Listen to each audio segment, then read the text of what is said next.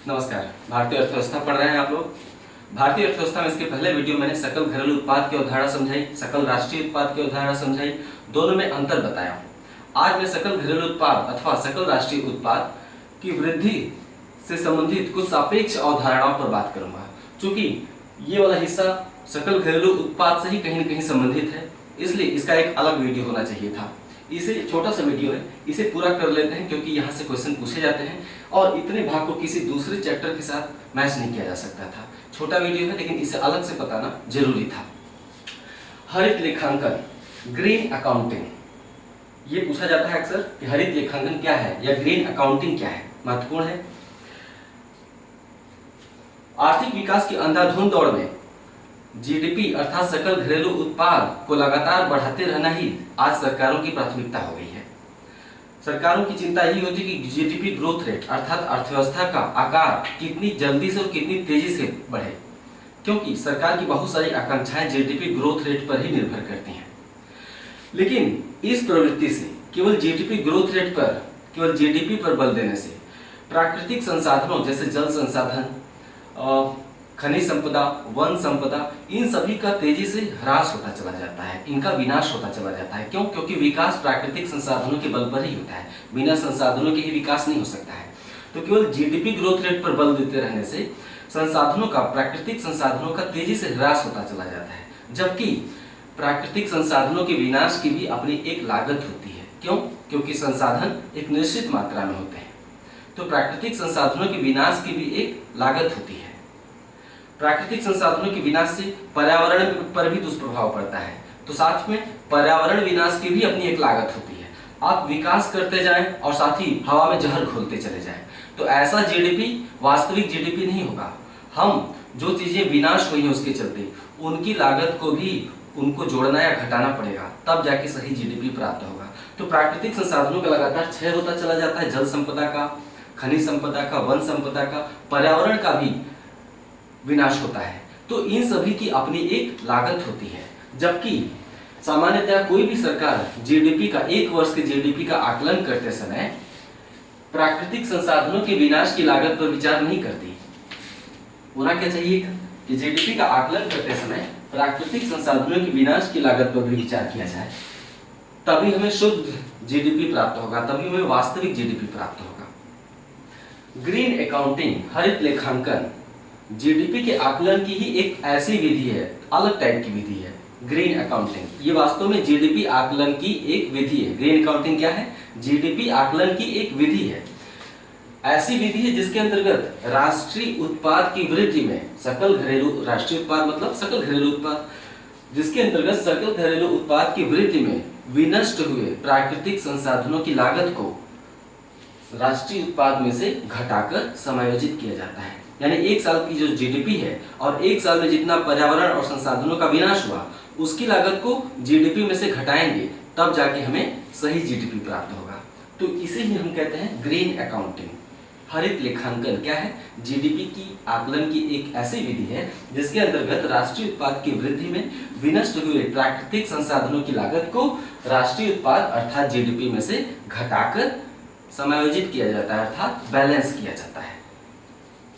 इस प्रकार प्राकृतिक संसाधनों के विनाश की लागत को, इस प्रकार प्राकृतिक संसाधनों के विनाश की लागत को घटाने के बाद, है ना, प्राकृतिक संसाधनों के विनाश की लागत को घटाने के बाद जीडीपी के जो नए आंकड़े प्राप्त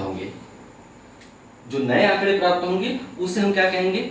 हरित GDP, green GDP, green GDP या पोषणी जीडीपी कहेंगे। सस्टेनेबल क्यों?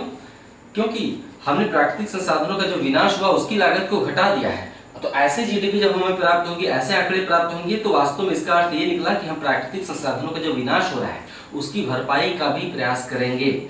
ऐसा प्रयास करने से प्राकृतिक संसाधन और पर्यावरण सस्टेनेबल रह सकेंगे, उनका विनाश नहीं हो सकेगा, है ना। सतत, ऐसा विकास जो सतत रहे, सस्टेनेबल रहे, हमारी पीढ़ियों के बाद आने वाली पीढ़ियों के लिए भी उसका लाभ मिले, तब हम उसे कहते हैं सतत विकास। केवल वर्तमान पीढ़ी ही नहीं, बल्कि ऐसा विकास जो भविष्य में आने वाली पीढ़ियों को ध्यान में रखकर किया जाए, ऐसे विकास को हम कहते हैं सतत विकास। ऐसा विकास कब हो सकता है? जब हम प्राकृतिक संसाधनों का उपयोग उसका संरक्षण करते हुए करें, संसाधनों का संरक्षण पहले, तब उसका उपयोग करें। संसाधनों का संरक्षण करें, उसका विकास करें, फिर उसका उपयोग करें। तो इस तरह से संसाधन और पर्यावरण समाप्त नहीं होंगे, आने वाली पीढ़ियों को भी लाभ मिलेगा। ऐसे विकास को हम कहते हैं सतत विकास। कहीं 2 लाइन में लिख लीजिएगा अलग से कि सतत विकास क्या है। तो इस प्रकार प्राकृतिक संसाधनों की विनाश की लागत को घटाने के बाद जीडीपी के जो नए आंकड़े प्राप्त होंगे उसे हरित जीडीपी, सस्टेनेबल जीडीपी मतलब पोषणीय जीडीपी, पर्यावरण समायोजित जीडीपी, पर्यावरणीय समायोजित सकल घरेलू उत्पाद कहलाएंगे जो नए आंकड़े प्राप्त होंगे, है ना। आइए ग्रीन विथ देखते हैं। ग्रीन फाइनेंस, कभी कभी सवाल यहां से उठ जाते हैं, ग्रीन फाइनेंस क्या है। कुछ परियोजनाएं पर्यावरण मित्र होती हैं, जैसे कि अगर आप कोयला जलाकर बिजली बना रहे हो तो ये क्या पर्यावरण मित्र परियोजना है? नहीं, इससे तो पर्यावरण का विनाश हो रहा है, क्योंकि बिजली प्राप्त तो हो रही है लेकिन उसकी लागत क्या है? उसकी लागत ये है कि पर्यावरण का लगातार ही विनाश होता चला है। हम पर्यावरण में जहर घोल रहे हैं कोयला जलाकर। कोयले में तमाम ऐसे हानिकारक चीजें होती हैं। तो ताप विद्युत परियोजना पर्यावरण मित्र नहीं होती है। पर्यावरण मित्र परियोजना क्या हुई? जैसे नवीकरणीय ऊर्जा परियोजना, है ना। कहीं आपने सोलर प्लांट लगा दिया, कहीं ज्वारीय ऊर्जा प्लांट लगा दिया, है ना, कहीं जो है कि विंड एनर्जी प्लांट लगा दिया, है ना, पवन विद्युत जिसे कहते हैं। तो ऐसी परियोजनाएं जिससे कि पर्यावरण का क्षति हुए बिना विकास हो, उसे हम कहते हैं पर्यावरण मित्र विकास परियोजना या फिर सतत विकास परियोजना, है ना। सतत विकास मतलब जिससे पर्यावरण का नुकसान नहीं हो रहा है। तो इसका आशय ग्रीन वित्त या ग्रीन फाइनेंस से आशय है सतत विकास परियोजनाओं या पर्यावरण मित्र विकास परियोजनाओं का वित्त पोषण करना। अभी हमारे भारत जैसे देश में पर्यावरण मित्र परियोजनाओं का वित्त पोषण ज्यादा नहीं हो पाता है। क्यों? क्योंकि हमारे यहाँ गरीबी बेरोजगारी बहुत ज्यादा है। हमारे यहाँ पर्यावरण से ज्यादा भारी कौन सी चीज है? गरीबी और बेरोजगारी पर्यावरण पर भारी पड़ती है। हम अभी पर्यावरण नहीं देख सकते। पर्यावरण एक विकास का स्तर जब प्राप्त हो जाता है तब हम पर्यावरण पर बल देते हैं। जैसे इंग्लैंड और अमेरिका और जापान, ये विकास का एक स्तर प्राप्त कर लेते हैं, इसलिए पर्यावरण की चिंता सताने लगती है। लेकिन हमारे यहाँ गरीबी बेरोजगारी बहुत ज्यादा है, इसे दूर करना प्राथमिकता है, न कि पर्यावरण प्राथमिकता है। तो विकासशील देशों में पर्यावरण प्राथमिकता नहीं होता है, गरीबी और बेरोजगारी प्राथमिकता में होती है। ऐसे में कहीं से भी विकास हो, हम विकास का रास्ता चुनते हैं, भले ही उसकी कीमत पर हमें थोड़ा सा पर्यावरण का नुकसान झेलना पड़े, प्रदूषण झेलना पड़े, लेकिन गरीबी दूर होनी चाहिए, रोजगार पैदा होनी चाहिए। तो भारत जैसे विकासशील देशों में ग्रीन वित्त का काफी हद तक अभाव पाया जाता है। ज्यादातर विकास परियोजनाएं कैसी हैं? जो कि पर्यावरण का नुकसान कर रही हैं और सरकार उधर ही इन्वेस्टमेंट कर रही है। क्यों? क्योंकि अभी कोयला से, ताप विद्युत से ज्यादा बिजली बन पा रही है, कोयला है हमारे पास। तो हम पर्यावरण की चिंता करेंगे कि कोयला बनाकर बिजली बनाएंगे और उसे उद्योगों में पहुंचाएंगे। हम कोयला जलाकर बिजली बनाएंगे, उसे उद्योगों में पहुंचाएंगे, ना कि हम पर्यावरण की चिंता करने लगेंगे। क्यों? पर्यावरण की चिंता करेंगे, नवीकरणीय विकास रीन्यूएबल एनर्जी प्रोजेक्ट्स हैं, उनकी भी इतनी क्षमता नहीं डेवलप हो पाई है कि हम कोयले को छोड़ दें और सौर विद्युत, पवन विद्युत, ज्वारीय विद्युत, उससे भी उतनी ऊर्जा नहीं बन पाएगी, है ना। इसलिए हम उसमें बहुत ज्यादा भी निवेश नहीं कर सकते हैं। तो ये कॉन्सेप्ट समझाया मैंने कि विकासशील देशों की मजबूरियां क्या होती हैं। तो ग्रीन वित्त एक संकल्पना है, इसका आशय है सतत विकास परियोजनाओं या पर्यावरण विकास मित्र परियोजनाओं का वित्त पोषण करना। जैसे नवीकरणीय ऊर्जा परियोजना, जो रीन्यूएबल एनर्जी प्रोजेक्ट्स होते हैं, जैसे सोलर प्लांट लगाना, है ना। तो जैसे नवीकरणीय ऊर्जा परियोजनाओं को कम ब्याज दर पर ऋण उपलब्ध कराना, है ना, इन्हें हम कम ब्याज दर पर ऋण अगर देंगे तो ऐसी विकास परियोजनाएं जो पर्यावरणीय मित्र विकास परियोजनाएं हैं वो प्रोत्साहित होंगी। क्यों? क्योंकि कम ब्याज दर पर उन्हें ऋण मिल पा रहा है। लेकिन भारत में इसका भी अभाव है। क्यों है? थोड़ी देर पहले बताया कि भारत में गरीबी और बेरोजगारी पर्यावरण की समस्या पर भारी है। नेक्स्ट, सकल राष्ट्रीय खुशहाली। सकल राष्ट्रीय खुशहाली ये क्या है? सकल घरेलू उत्पाद से मिलता जुलता नाम है। सकल राष्ट्रीय खुशहाली हिमालय पे स्थित एक देश है भारत के उत्तर में, नेपाल के बगल में, भारत के उत्तर में, उसका नाम है भूटान। भूटान एक पर्यावरण की दृष्टि से बहुत ही समृद्ध देश है, पर्यावरणीय दृष्टि से हिमालय पर है, वन संपदा से भरा हुआ देश है।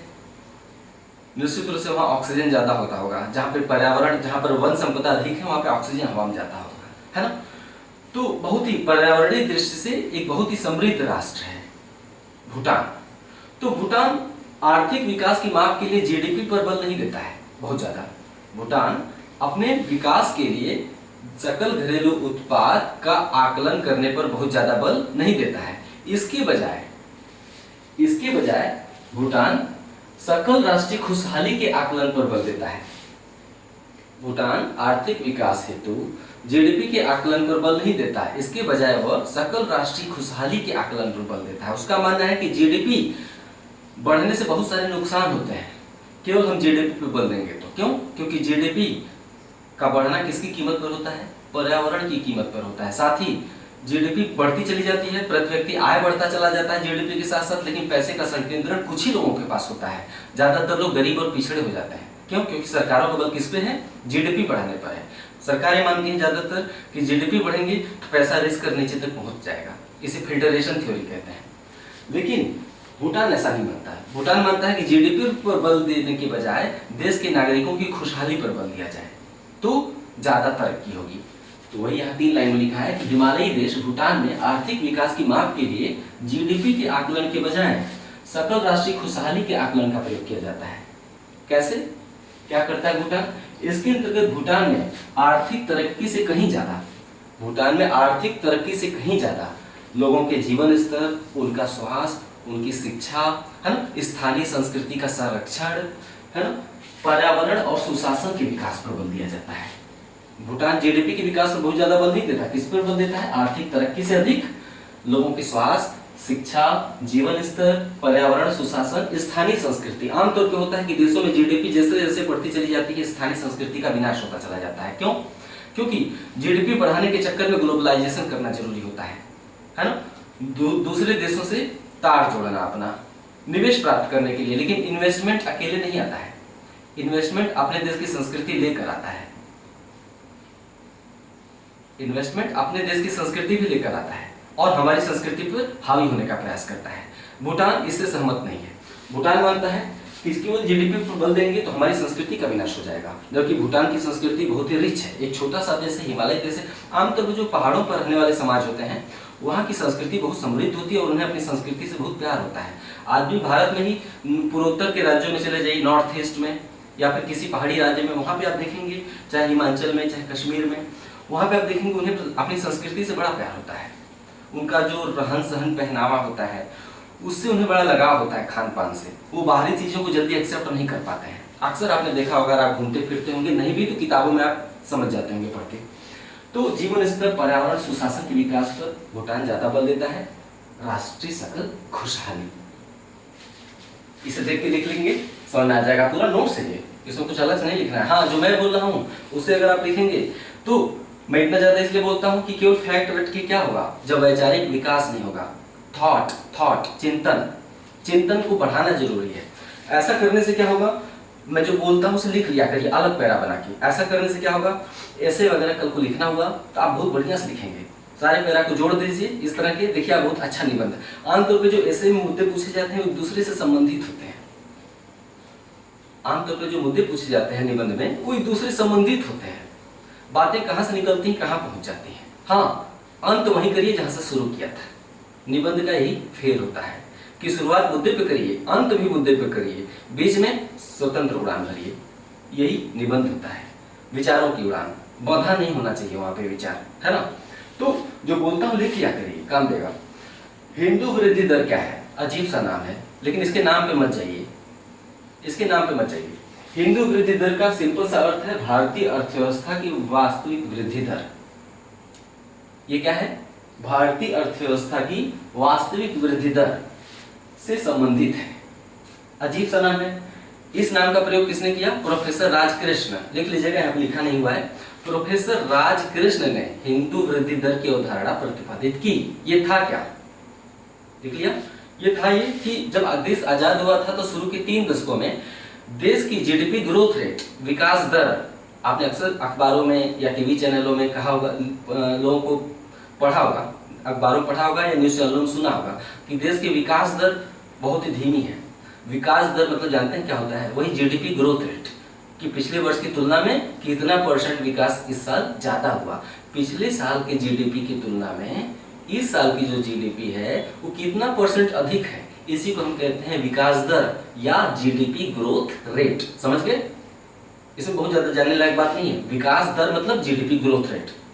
तो स्वतंत्रता प्राप्ति के पश्चात पहले 3 दशकों में भारत की जो ग्रोथ रेट थी, जीडीपी ग्रोथ रेट, वो बहुत प्रयास के बाद भी 3 से 4% के आंकड़े को पार नहीं कर पा रही थी। 3 से 4% के बीच ही सिमटी हुई थी शुरुआत के 3 दशकों में। स्वतंत्रता प्राप्ति के पश्चात पहले 3 दशकों में भारतीय अर्थव्यवस्था की वास्तविक वृद्धि दर 3 से 4% के बीच रही। इसे ही हिंदू वृद्धि दर कहा जाता है। अब प्रोफेसर राजकेश के दिमाग में क्या चल रहा है कि मुझे भी नहीं पता कि इसे हिंदू वृद्धि दर क्यों कहा। मैं भी जब इसे पहली बार पढ़ा था तो हंसने लगा कि क्या हिंदू भोदे होते हैं। हंसने वाली बात है, विवाद करने वाली नहीं। तो इसे ही हिंदू वृद्धि दर कहा जाता है। 1991 में नरसिम्हा राव प्रधानमंत्री थे, उस समय वित्त मंत्री थे मनमोहन सिंह, डॉक्टर मनमोहन सिंह। तो 1991 में इन लोगों के काल में आर्थिक उदारीकरण लाया गया हमारे देश में। आर्थिक उदारीकरण मतलब सरकार थोड़ी उदार हो गई, आर्थिक क्षेत्र में थोड़ी उदार हो गई। हर चीज को अपनी मुट्ठी में रखने की आदत से सरकार छुटकारा पा गई कि हर चीज अपनी मुट्ठी में रखेंगे तो विकास नहीं होगा। जब तक पिता लोग अपने बेटों को डंडे से कंट्रोल करेंगे, बेटे का विकास नहीं होगा। उसे छूट देनी होगी, उसे अपने हिसाब से जीना सिखाना पड़ेगा। अपने हिसाब से जीना नहीं सीखेगा तो पिताजी के हिसाब से कब तक जिएगा, वो कुछ सीख ही नहीं पाएगा। तो 1991 में आर्थिक उदारीकरण लाया गया। अर्थव्यवस्था छोड़ दी गई कि चलो कुछ हमारे हाथ में, कुछ तुम ही अपने हाथ में रखो। किसके हाथ में? निजी क्षेत्र के हाथ में। निजी क्षेत्र को छूट दी गई बहुत ज्यादा अर्थव्यवस्था में। 1991 से पहले क्या होता था, निजी क्षेत्र को लाइसेंस दिया जाता था। यानी जब तक निजी क्षेत्र या जैसे कि रिलायंस लाइसेंस नहीं पा जाएगा प्रोडक्शन करने के लिए, तब तक रिलायंस प्रोडक्शन कर ही नहीं सकता था। और लाइसेंस राज्य में एक तो भ्रष्टाचार पनपा, क्योंकि लाइसेंस पैसा लेके दिए जाते थे। सिंपल सी बात है, जिन मंत्रियों के हाथ में लाइसेंस देने का अधिकार होगा निश्चित रूप से भ्रष्टाचार पनपेगा। वो सोचेंगे पहले कुछ हमें दे दो तो इसे लाइसेंस देते हैं। तो लाइसेंस राज था, उसके चलते अर्थव्यवस्था में कुशलता नहीं आ पा रही थी। भ्रष्ट लोगों को लाइसेंस दिए जा रहे थे, प्रोडक्शन नहीं हो पा रहा था, वस्तुओं के टेक्निकल सुधार नहीं हो पा रहे थे। जो तकनीकी उन्नयन होता है, प्रौद्योगिकी में सुधार नहीं हो पा रहा था। तो हमारी वस्तुएं पिछड़ी हुई थी, इंटरनेशनल प्रतिस्पर्धा में पिछड़ जाती थी, जिससे निर्यात प्रभावित हो गया। देश का निर्यात प्रभावित हो गया तो विदेशी मुद्रा नहीं आएगी, तमाम तरीके से दिक्कत आ रही थी। तो 1991 में आर्थिक, इसे पढ़ा चुका हूं जब मैं मिश्रित अर्थव्यवस्था वगैरह पढ़ा रहा था। तो 1991 में आर्थिक उदारीकरण के बाद लाइसेंस राज और कोटा प्रणाली समाप्त हुई। तो भारत निजी क्षेत्र को ज्यादा अधिकार प्राप्त हुए, है ना। और भारतीय अर्थव्यवस्था हिंदू वृद्धि दर की अवस्था से बाहर निकलने में सफल हुई। हिंदू वृद्धि दर की अवस्था मतलब पिछड़ेपन की अवस्था, है ना। तो भारतीय अर्थव्यवस्था हिंदू वृद्धि दर की अवस्था से बाहर निकलने में सफल हुई। और वर्तमान में ग्रोथ रेट कितना है? 7 से 8% के बीच है। सही आंकड़ा दे दिया जाएगा। तो वर्तमान में ग्रोथ रेट 7 से 8% के मध्य है। ये कुछ जरूरी बातें थी जिन्हें बताना जरूरी था। भारतीय अर्थव्यवस्था में अगला चैप्टर है भारतीय अर्थव्यवस्था की मूलभूत विशेषताएं।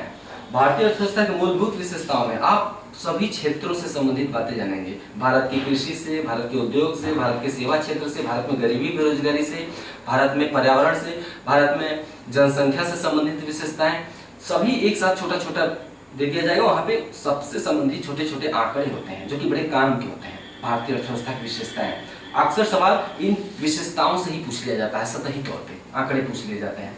तो भारतीय अर्थव्यवस्था की विशेषताएं अगला चैप्टर है, आज ही है, थोड़ी देर में प्रस्तुत हो रहा है। निराश मत होइएगा, वीडियो छोटा है और बड़ा लेट आ रहा है।